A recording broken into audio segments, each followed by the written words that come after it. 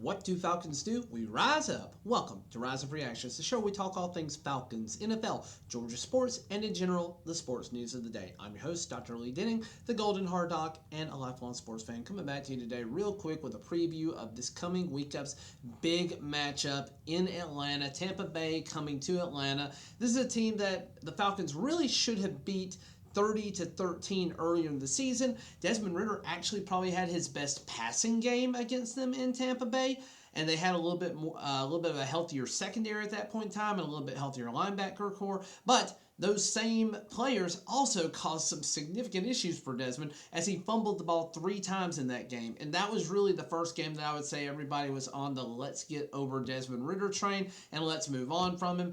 I thought there were still things that were fixable at that time, but it was not until slightly later on that I was like, yeah, let's potentially move on to Heineke and see what we've got. Heineke didn't fare much better. Ridder had a chance to sit, and now I think Ridder is in a better position overall. He's been a little bit better handling the football. He played well against the Saints, even though he had 2 interceptions. One, I blame on play calling. The other, yeah, it was just bad.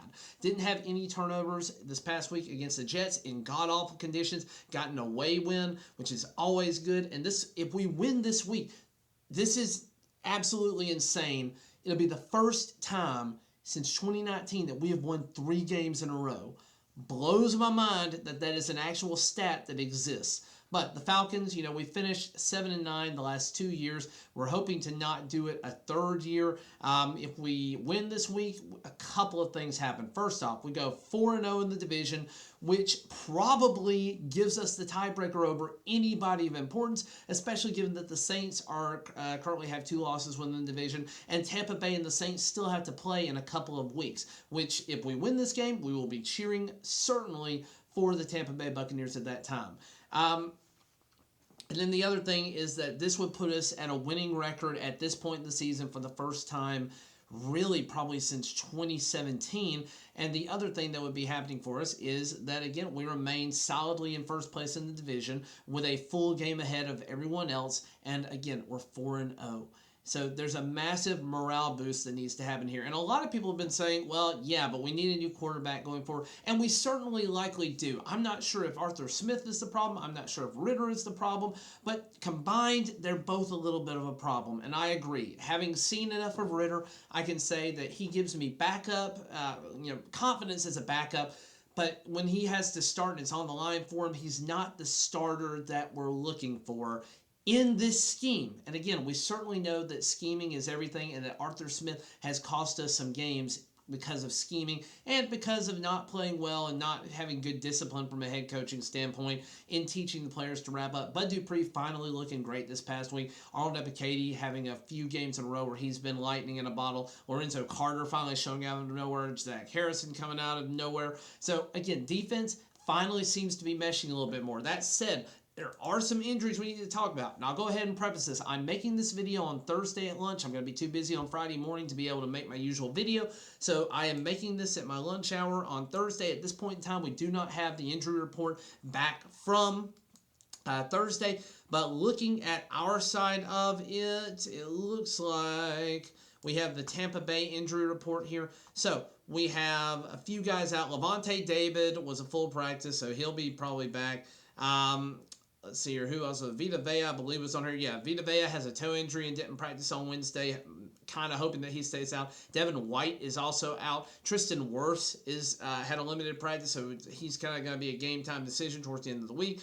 Cody Mock, who's another starter for him, is dealing with a foot injury and had a limited practice. Josh Hayes didn't practice. So this is and Jamel Dean has an ankle injury. He didn't practice either. So if some of these injuries hold true, that will be amazing for us as a team because, again, it takes a little bit of pressure off of Desmond Ridder and off of the offense. This is a team that has had several games where more than 150 yards were rushed on them. However, that said, I do know this. I don't see our injury report. Maybe that's not officially out. I got to see if I can find it here. It's not in the usual spot. But I believe we do have a few guys out. Yeah, McGarry and Cale McGarry is dealing with an injury. that he sustained in Week 13. So we'll see on that right side if he comes back. Again, he's not the best pass blocker, but he's a solid run blocker. Still not sure that we did the right thing re-signing him, but again, at least we didn't sign him for the same money that we paid Chris Lindstrom. Nate Landman went down with a dangerous knee injury. This is a guy who's had 2 ACL injuries in the past. It looks like we avoided that. No telling when he'll be back. Looks like maybe a hamstring injury. So he's somebody that's going to be truly day-to-day and game-to-game. We need him back because we are depleted at linebacker without him, and he has been a revelation this year. So if he's not there, that hurts us a little bit. We're still looking at guys. David Onyemata is dealing with an ankle injury. And then we still have A.J. Terrell in concussion protocol. I'm hoping that he comes back. Jeff Okudah was limited in practice, and A.J. Terrell was limited in practice. LaCale London has been back coming off of injured reserve. Mac Hollins had some participation with his ankle injury. Mike Hughes, who I kind of hope we don't see much of. I'd much rather see D. Alford than him, but he's a guy that's been a little hurt as well. So, we're a little depleted on this defensive interior. We do need a lot of help this week to get back healthy. So both of these teams could be dealing with some significant injuries going into the game, and that could ultimately make the difference. And I think the big one for the Falcons at this point, Drew Dahlman is currently dealing with an injury as our starting center, as our current, I would argue, Pro Bowl center, for at least for the run blocking side of it. Pass blocking is a different story, but he's been phenomenal on the run blocking side of the ball. And I would argue that he is probably going to be the difference maker. If he doesn't play, that offensive line is not going to gel like it's supposed to. That happens almost universally when you bring in a new center to start, because he is functionally the leader of that line. So you need somebody with experience and somebody who has gelled with that line for a long time to do well. So injuries could plague us here.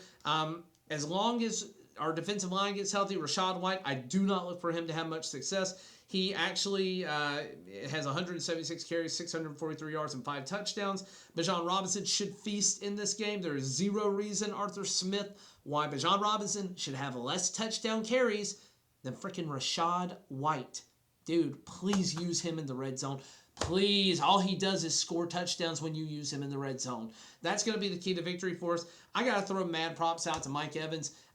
Through not that many games, through 13 weeks, he has 61 receptions for over 1,000 yards. 10 straight years of 1,000 yards receiving. Now, it looks like A.J. Terrell will be back. Looks like Okudah will be back. But I would really like to see Clark Phillips get a chance here and get a chance to take him on, because Clark Phillips looked very good against Garrett Wilson and also played an amazing run-stopping game as well. He's much better on the outside than he is at the nickel corner position. So we'd definitely love to see him again over, say, Jeff Okudah, who we already know is a little bit suspect and we brought in on a make-it-or-break-it year. Let's maybe mix in a little bit of Clark Phillips, especially if we get Okudah getting beat early, or, again, if he just doesn't play for some reason, because he did have an ankle injury last week. And then you got Baker Mayfield quietly having a very good year, 18 touchdowns to 8 interceptions on 2,790. Desmond Ridder has over 2,000 yards throwing. He's 8 touchdowns, 8 interceptions, and a buttload of fumbles. Again, it's really going to depend on, is he able to manage the ball well? Is he able to protect the ball? It's at home. I think this favors us tremendously. And this will be my last home game that I attend this season. The final one's on Christmas Eve, and that's just not a good time for mostly anybody. I am trying to sell those tickets on the ticket exchange, so feel free to take them off my hands if you want.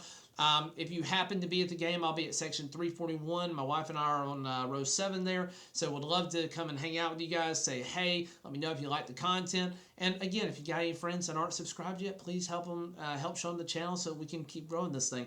Thank you so much to the 199 of you at the time of making this video who have liked, shared, subscribed, who have been pretty much everydayers for me, and I appreciate you guys so much.